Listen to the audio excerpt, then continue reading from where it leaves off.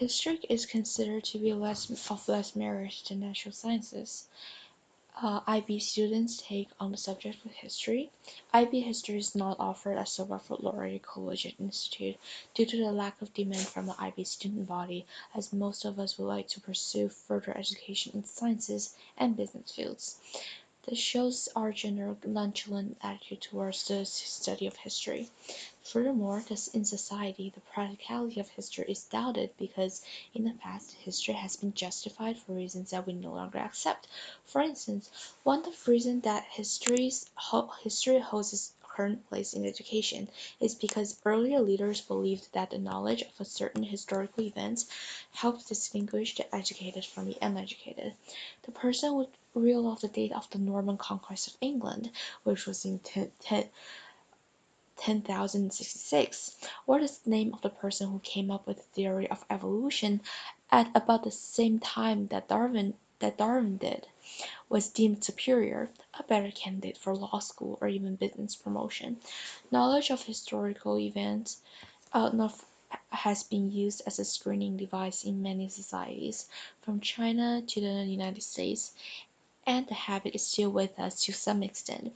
Unfortunately, this use can encourage mindless memorization, a real but not very appealing aspect of this discipline.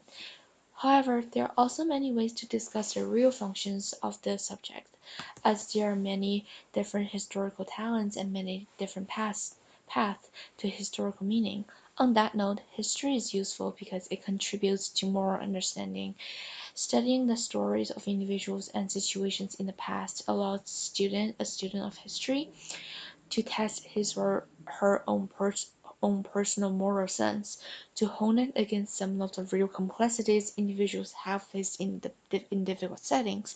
People who have weathered adversity not just in some work of fiction but in real historical circumstances can provide inspiration. History teaching by example is one phrase that describes the use of a study of the past, a study not only of certifiable heroes, the great men and women of history who successfully worked through moral dilemmas, but also more ordinary people who provide lessons in courage, diligence, or constructive protest. The studying history is also essential for good citizenship. A study of history is essential for good citizenship. This is the most common justification for the place of history in school curricula. Sometimes advocates of citizenship history hope merely to promote national identity and loyalty through history spiced by vivid stories and lessons in individual successes and moralities. History provides data about the emergence of national institutions, problems, and values.